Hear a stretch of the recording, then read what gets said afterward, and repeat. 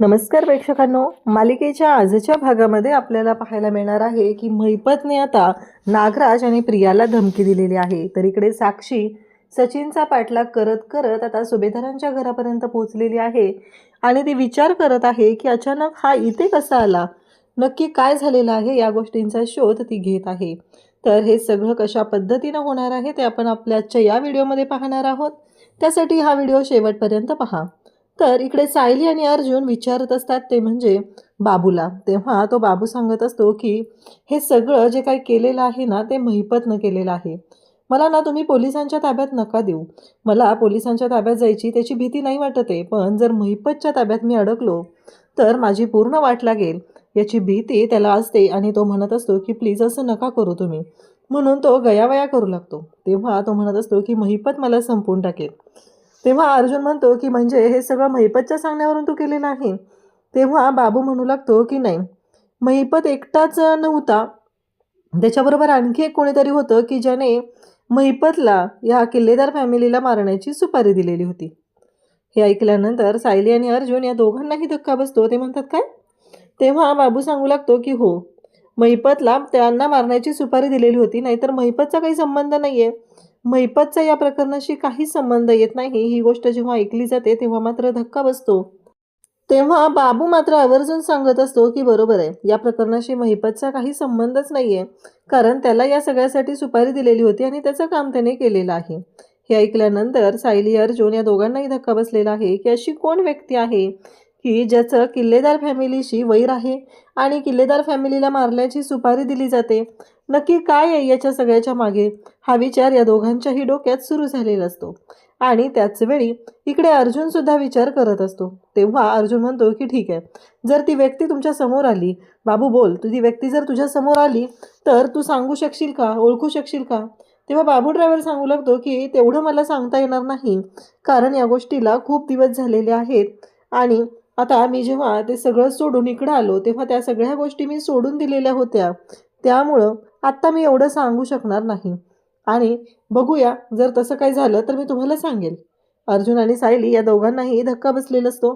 ते दोघंही विचार करत असतात की आता या सगळ्यातून काय मार्ग काढायचा आहे, गोष्टी कशा पद्धतीने सोडवायच्या आहेत, हा एकच विचार अर्जुन आणि सायली या दोघांच्या डोक्यात असतो। इकडे सचिन आवरावर करत असतो आणि साक्षी म्हणत असते की जावंच लागेल का रे तुला? तेव्हा तो सांगत असतो की हो, मला जावंच लागणार आहे, कारण खूप अर्जंट आहे ना, कारण विचार कर ना तू, बघ काय झालेलं आहे आणि या सगळ्या गोष्टी सोडवणं तर गरजेचं आहे ना। तेव्हा साक्षी म्हणत असते की अरे पण तुझं ना नेहमीचं झाले रे हे, म्हणजे तू आलायस, किती वेळ इथं राहतो, पळापळ करतो, या सगळ्या गोष्टी घडत असतात आणि मी मात्र वेड्यासारखी तुझी वाट बघत असते। तेव्हा मात्र सचिन म्हणत असतो की हे बघ, कसं आहे माहिती आहे का, आता माझं कामच असं आहे, मला बॉसचा फोन आला की निघावं लागतं, कधी दिल्लीला कधी चेन्नईला, ह्या गोष्टी माझ्या चालूच असतात, जरी मी तिकडून काम करत असलो तरीही। तेव्हा साक्षी म्हणते पण मला एक कळत नाही आहे की या फ्लाईट वगैरे, म्हणजे कसं आहे तुझ्या मीटिंग वगैरे होऊ शकतात ॲडजस्ट, हे मला माहिती आहे, पण तुझ्या फ्लाईट वगैरे इतक्या वेळेवर कशी काय होत आहेत रे? तेव्हा मात्र तिला सचिन सांगू लागतो की कसं आहे माहिती आहे का, आमची जी कंपनी आहे ना त्यांचं स्वतःचं ट्रॅव्हल एजन्सीचं डिपार्टमेंट आहे, त्याच्यामुळं ते सगळं मॅनेज होतं। तेवढ्याच सचिनचा फोन वाजत असतो आणि त्याला फोन आलेला असतो तो कॅब ड्रायव्हरचा। साक्षी त्याला फोन देते, तो म्हणतो हो हो बरोबर, तेच लोकेशन, त्याच बाजूने जायचं आहे। आता साक्षीच्या डोक्यात विचार येऊ लागतात की हे कसं शक्य आहे, कारण इथे पनवेलमध्ये एखादा कॅब ड्रायव्हर म्हणजे हे लोकेशन असं कसं काय विचारू शकतो, त्याला एअरपोर्टला जाण्याचं लोकेशन माहीत नाही आहे, म्हणजे ही गोष्ट वाटते तेवढी सोपी नाही आहे, असं सगळं साक्षीच्या डोक्यात सुरू असतं। इकडे अर्जुन आणि सायली दोघंही विचार करत असतात, त्या दोघांच्याही डोक्यात विचारांचं काहूर माजलेलं असतं। हे सगळं काय चाललंय, कारण आपण या गोष्टीच्या मुळाशी जाण्याचा प्रयत्न करतोय, पण आपल्या हाती प्रत्येक वेळेस वेगळं काही ना काही येते, हाच विचार त्यांच्या डोक्यात चाललेला असतो। तेव्हा सायली म्हणत असते की मला कळत नाही आहे की अशी कोण फॅमिली असणार आहे की ज्या व्यक्तीला हे सगळं करावं वाटलेलं आहे, म्हणजे किल्लेदार फॅमिलीशी कोणाचं वैर आहे, आता आपल्याला या बाबतीत माहिती काढावी लागणार आहे, सिनियरशी बोलावं लागणार आहे, अशी कोणती व्यक्ती आहे जी किल्लेदार फॅमिलीच्या जीवावर उठली आहे। तेव्हा अर्जुन आणि सायली दोघंही त्याच गोष्टींचा विचार करत असतात, कारण बाबू ड्रायव्हरने सांगितलेलं आहे ते बरोबर आहे, कारण महिपतचा तसा डायरेक्टली संबंध किल्लेदार फॅमिलीशी आलेलाच नव्हता आणि महिपतला तर सुपारी दिली होती, पण ती सुपारी देणारी व्यक्ती म्हणजे त्या दिवशी आपण जंगलात बाबू ड्रायव्हरचा फोटो तिथे लावलेला होता, तेव्हा महिपत कोणाला तरी फोन करत होता, म्हणजे अजूनही ती व्यक्ती महिपतच्या कॉन्टॅक्टमध्ये आहे ही गोष्ट लक्षात आलेली असते. सचिनने इकडे कॅब बोलवलेली असते, तो कॅबने निघालेला असतो. साक्षी विचार करते की नाही, मला याचा पाठलाग करावा लागणार आहे, नक्की काय झालेलं आहे ते मला शोधावंच लागणार आहे, एवढंच डोक्यात चालू असतं. आणि तेव्हा मात्र इकडे आपल्याला पाहायला मिळतं की या सगळ्या गोष्टी ज्या आहेत त्या थोड्या विचित्र पद्धतीने चाललेल्या असतात.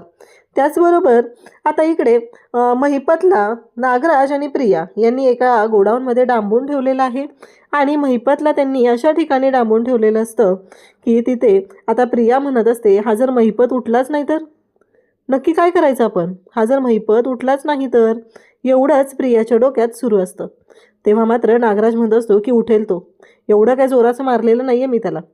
तेव्हा मात्र इकडे प्रिया म्हणत असते की नाही, मला काहीतरी वेगळं वाटतंय, तुम्ही ना खूप जोरात फटका दिला होता त्याला, तुम्हाला वाटतंय तसं नाही आहे पण तुम्ही खूप जोरात मारलं होतं, असं प्रिया इकडे नागराजला म्हणत असते.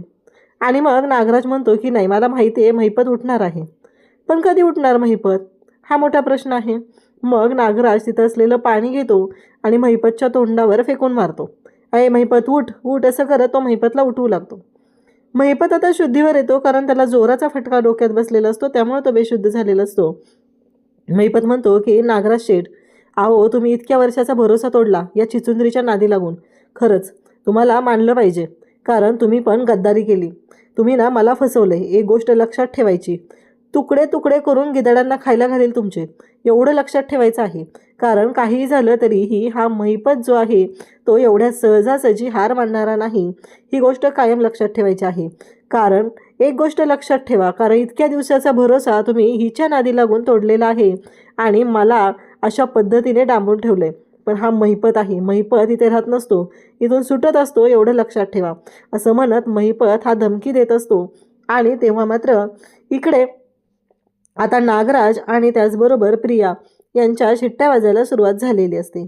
त्यासोबतच इकडे पाहायला मिळतं ते म्हणजे आता सचिन अस्मिताकडे यायला निघालेला आहे.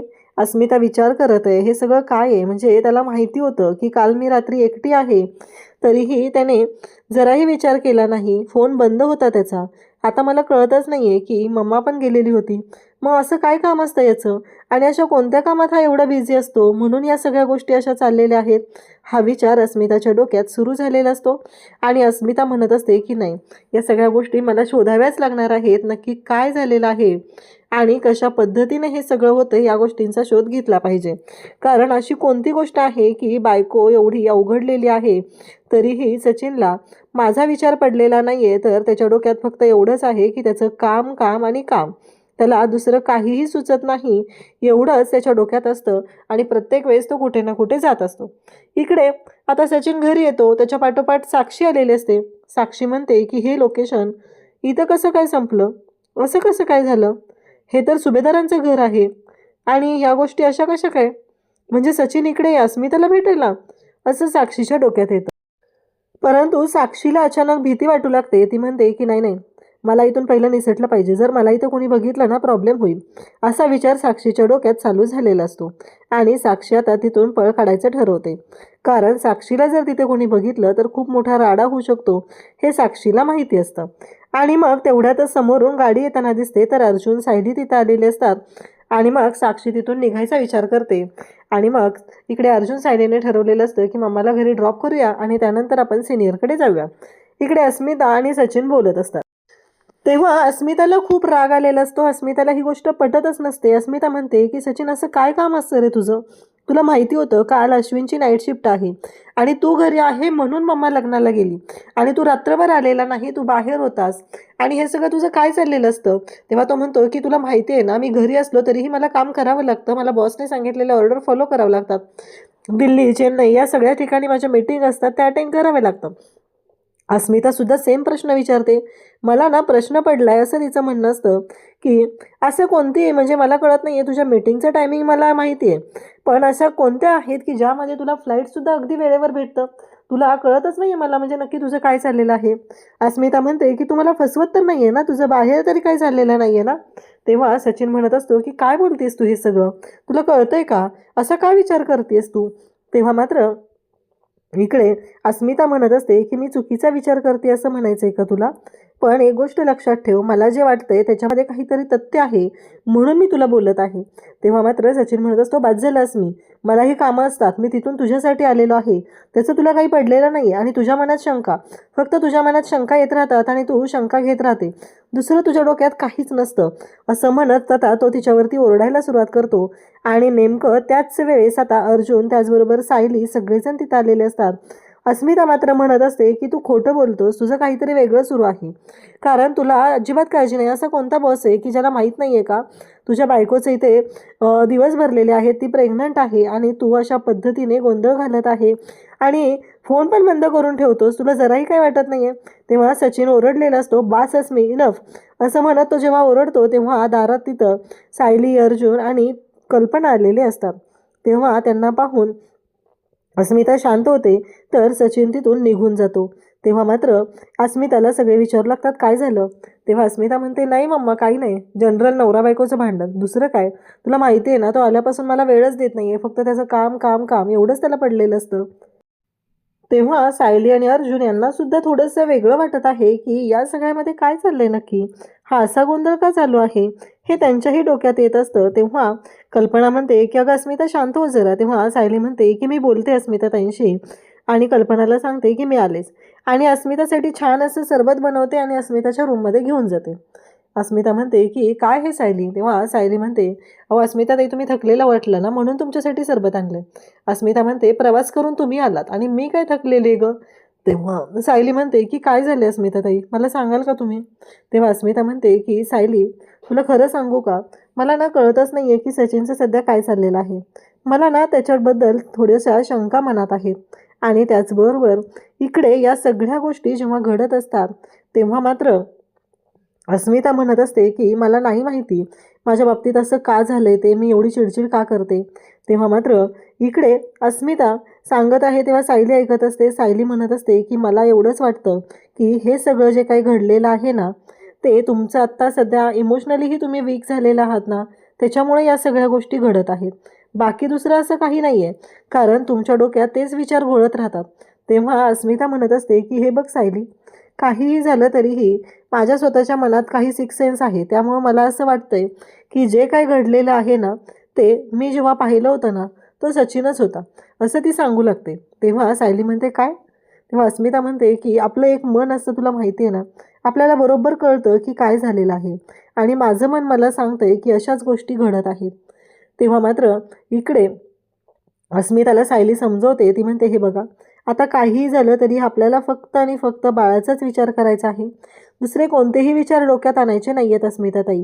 कारण आत्ता फक्त बाळाचा विचार करणं, बाळासाठी काय हवं नको ते पाहणं, या गोष्टी गरजेच्या आहेत आणि आपण त्याच करायच्या आहेत.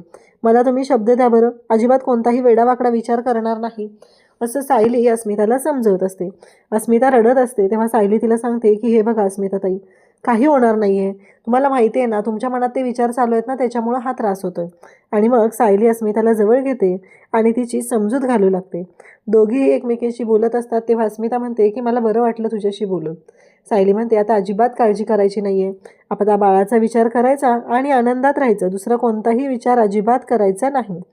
परंतु सायलीच्या डोक्यात विचार चालूच असतात. सायली म्हणत असते की नाही, अस्मिताताई म्हणतात याच्यामध्ये पण काहीतरी तथ्य असेल, मी त्यांना समजवलं तर आहे, परंतु बायकांचा सिक्स सेन्स असतो, तो बरोबर त्यांना काहीतरी जाणीव करून देत असतो की काहीतरी चुकीचं घडतंय, हे बरोबर त्यांना समजत असतं. आणि त्याचबरोबर या सगळ्या गोष्टी जेव्हा चालू असतात तेव्हा मात्र सायली म्हणत असते की नाही, मला ना काहीतरी वेगळं जाणवत आहे.